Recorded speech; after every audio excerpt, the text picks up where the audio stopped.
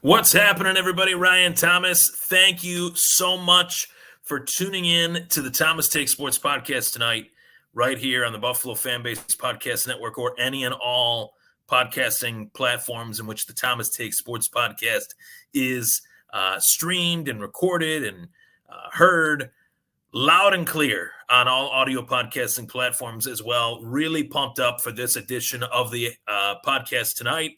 Another great episode in which I break down the news, notes, and yes, give you my thoughts on a few topics pertaining to the Buffalo Bills and their training camp thus far. A lot to discuss tonight. Really excited to get started. Let's get cracking.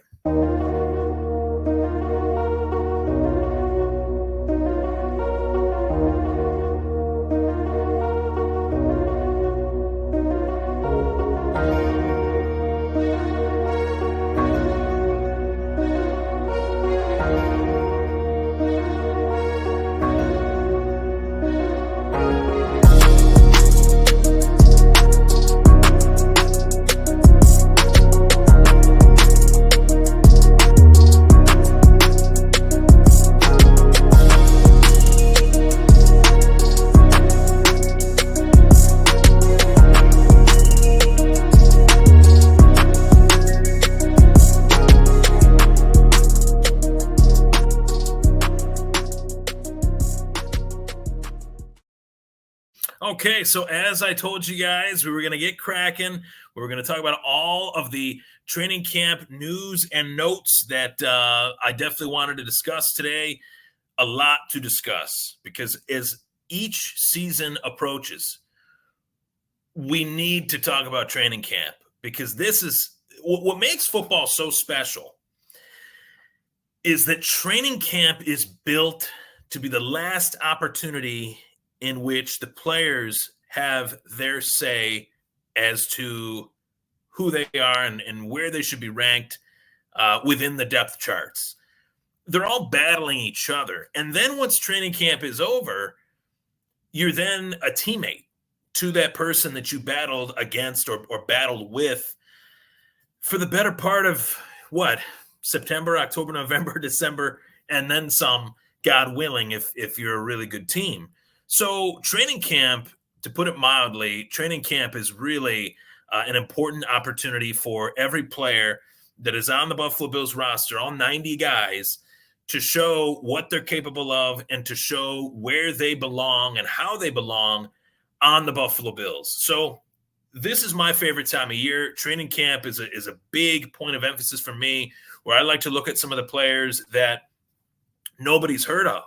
Right, guys that are fresh, guys that are new, and guys that have really shown up and showed out in a very limited sample size. Yes, because we still got so much left of training camp to discuss, but we also have to look at how those players can potentially fit, how those players can potentially work in the near future or practice squad or whatnot. So I first wanted to discuss tonight, yes, I'm going back to it, Keon Coleman and the positive reports that we've heard from Keon Coleman's Stefan Who campaign continues. The battle in which Keon Coleman will face consistently being compared in wide receiver one status to Stephon Diggs is going to be something that we're going to be talking about, I think, for not just this season, but for many seasons ahead. Keon Coleman has been talked about, has been praised as the wide receiver one in great chemistry thus far with Bills quarterback Josh Allen. Allen to Coleman has been a common thread, a common denominator in virtually every tweet, every video, every take that I've read from those that have been at Bills training camp, as have I. I've seen it. I've seen Keon Coleman's physicality as a wide receiver, even in his college days, which was what really excited me about the prospect coming to the Buffalo Bills and being a part of the Buffalo Bills. Looking at it outside, looking in, I really love the skill set in comparison to what Josh Allen can do offensively, what Josh Allen does offensively as an extender of plays, as a guy that can make a receiver come back on his route. Keon Coleman more than willing to do that. So really exciting stuff that we've seen that thus far, and it shows why the Buffalo Bills drafted him as high as they did. I think many people within the game of football, analysts that I greatly respect, Louis Riddick in particular, looks at Keon Coleman as a guy that, he's going to be a real one. He's going to be a player that I think will be talked about. We will be talking about him as well for many years to come. That's the hope, and thus far he's shown the potential. As well, Javon Solomon impressing in camp, the defensive end, of course, drafted by the Buffalo Bills late in the draft out of Troy. Round 5, 168 overall pick, Javon Pyrie Solomon, one of the coolest middle names ever, 23 years old, 6'1", 250, and looked at Buffalo as the sole place for him and is categorized as a true bull rushing defensive end, a guy that just simply loves to rush the passer, which is music to the ears of every Buffalo Bills fan. That aspect of their defense has been missing in a great way for the last, I'd say, 2-3 years. The last time, though, that I remember the Buffalo Bills having a defensive line, a defensive front that can generate sacks was one in which 2014, we'll say. So it's been a bit, right? It's 10 years. The cold front, Mario Williams, Marcel Darius, Kyle Williams, and Jerry Hughes. Can we get a little bit of that with Javon Solomon, with Ed Oliver, with AJ Epinesa, with DeAndre Carter, with Greg Rousseau, and the return of the pass rush king? Question mark, exclamation point. The emphasis on those two, question mark and exclamation point. As this show is sponsored by 26shirts.com, this is my lead-in to the 26shirts.com sponsorship. Del Reed will be putting together the return of the pass rush king t-shirts. I'm going to coin the phrase. I think that it's highly possible, from everything I've heard, everything I've seen, that there is no player that knows his body better than himself. And for all my criticisms of Von Miller last offseason, for all my criticisms of Von Miller during this past season, I should say as well, no player typically knows their body as well as themselves. Von Miller said that he should not have been out there last year. Von Miller said he was put out there too soon. Von Miller said that they should have waited. They shouldn't have rushed him out, that he shouldn't have been out there, which the results would allude to maybe he shouldn't have been out there. Maybe Von Miller was put out there way too soon and that he needed to be slowly, methodically brought along. He wasn't, and his play suffered. His play impacted the Buffalo Bills in a negative form and fashion, and now he's healthy. Now he's another offseason removed, I should say, from that horrific knee injury that he suffered on Thanksgiving Day in Detroit a year ago, more than a year ago now. And if we can get even an ounce of what Von Miller was in LA and Denver this season with a year older version of AJ Epinesa, a year older version of Greg Rousseau, a new pass rusher in Javon Solomon, DeAndre Carter, that's their unit. That's the unit that Sean McDermott wants to prop up. That's the unit that Bobby Babich wants to prop up. And that's the unit that they need to be one of the best teams in the National Football League. I think that's the difference between them being the best team in the National Football League and not. Right? If they could just get to the quarterback a little bit more, if they can just get to a Pat Mahomes a little bit more, if they could get to a Joe Burrow a little bit more, they get to any quarterback just a little bit more than what they have these last couple of years, I think that it could make a big impact on their season. So the return of the pass rush king, rumblings of Von Miller looking as if he is ready, willing, and able to go. this season, that could be huge for the Buffalo Bills. Now, Curtis Samuel, the Swiss Army knife, this was a free agent addition that I really liked. This was a free agent that I really had hoped would land on a team that would finally be able to use him, land on a team that he could get the targets that he deserves, land on a team that would allow him to be the player that he deserves to be.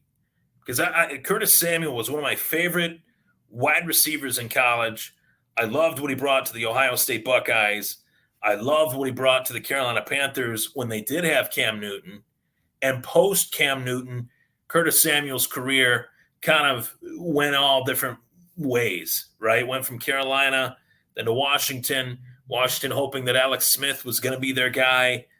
That didn't turn out for the obvious reason of that horrific injury, to say the least, probably one of the most horrific injuries I've ever seen, in which Alex Smith pretty much lost his career, right?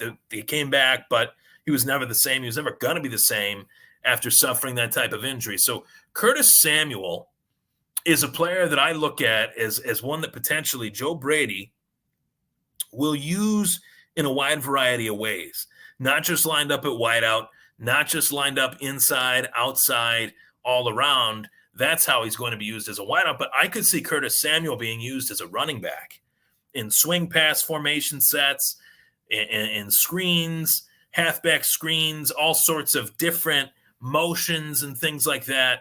I know that Joe Brady was pumped to get back Curtis Samuel, because we have to remember Curtis Samuel was in Carolina while Joe Brady was in Carolina. So that's a big factor within this offseason. And I know I hit you guys with a lot. I've hit you guys with a lot so far. That's what I do. I come, ready and raring to go. But back to the Keon Coleman stuff, and this kind of goes hand in hand with Curtis Samuel, but many people are wondering, and rightfully so, they're wondering whether or not the Bills have enough at the wide receiver position. Are they good enough? Does Josh Allen have enough around him? And I'm not saying they're wrong. I'm not saying that they don't have the right to question that. But what I am saying is, can make a case that this core group of wide receivers, as it's looked thus far, listed as such, you could say Coleman, you could say Shakir, you could say Samuel, and then you have a veteran that was added late in the offseason, an MVS, Marquez Valdes-Scantling.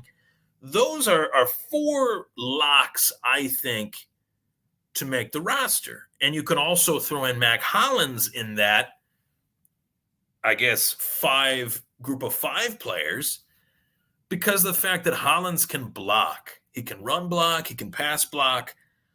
He's a really good blocking wide receiver, which they really loved with Gabe Davis. So Coleman, Shakir, Samuel, and MVS, and then, we'll throw Mac Hollins into the equation as well.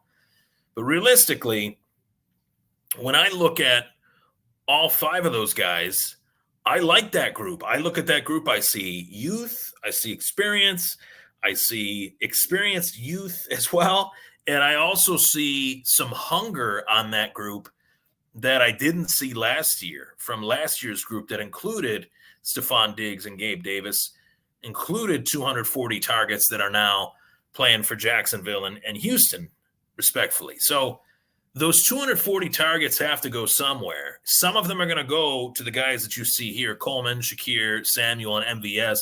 Others will go to Kincaid, will go to Knox, go to Cook, will go to Davis, who has not been talked about at all by really anybody but myself. And I know that for a fact. Nobody's talked about Ray Davis as much as me. But which one out of those guys is going to be the guy? And that's what people want to know. Everyone wants to have an idea of what guy is going to be the guy. And the problem with that is, I don't think they need to have an answer to that at any point during the season. And I don't know if they will, because this could be a year in which we see every different week, a new wide receiver target that is targeted more than anybody. And that makes Buffalo's offense that much more interesting, that much more dominant, that much more dynamic, because the defense won't know who's the number one read. Defense won't be looking out for Stephon Diggs like they were last year. They'll be looking out for, well, he does throw it to Coleman here, does throw it to Shakir here, this down and distance. They love to get it to Curtis Samuel. Those are the types of discussions that the opposing team is going to have, and those are the types of discussions that I want opposing teams to have. I want the opposing team to not know who their number one wideout is. But if I were a guessing man, which I don't like to guess, but if I was, the guy that's going to have the most targets is Dalton Kincaid. The guy that's going to be looked at in crunch time and clutch situations is Dalton Kincaid. If it's anybody else, I'd be shocked. And here's why. Kincaid is looked at as not only one of the best tight end prospects in recent years, that's the obvious, but is looked at as, among these players, he's kind of a veteran in working with Allen outside of Shakir. So maybe wide receiver-wise, Shakir might be the most targeted receiver they have. He'll line up in the slot. He'll get open in the slot. He'll catch everything that's thrown to him because he didn't drop a ball all last season. So putting a lot of pressure on him with that, but he didn't. He'll be targeted more than anybody as the wide receiver goes, but Kincaid is the one. He is the one that everybody should be talking about as the guy that Josh Allen is going to look to more than anybody. And if there was ever a case of a tight end in year two having a career year, this is it. This is it. Having not just a career year for him, because obviously he was a rookie last year, but having a career year meaning leading the league in receptions for tight ends, yards for tight ends, touchdowns for tight ends. I could see Dalton Kincaid leading the way potentially among all three of those categories. A monster season could be ahead for Dalton Kincaid with the Buffalo Bills. And I've talked about it in fantasy, aspects too. I'm not going to spoil this, but I have a fantasy football magazine coming out within the next couple weeks here. It's safe to say Dalton Kincaid's ranked pretty high on that list, on the tight end list, I should say, positional rankings, cheat sheets, whatever you want to call it. He's around 4 or 5 target, maybe even round 3, depending on how many teams are in your league. But Kincaid is the one. Coleman is going to be talked about so much, and there are so many great reasons to that. A lot of that has to do with the personality.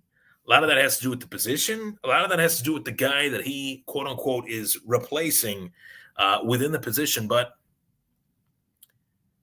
when we look at the moves that were made this offseason, when we look at how this team was built in previous seasons, I think they drafted Dalton Kincaid in the first round for a reason.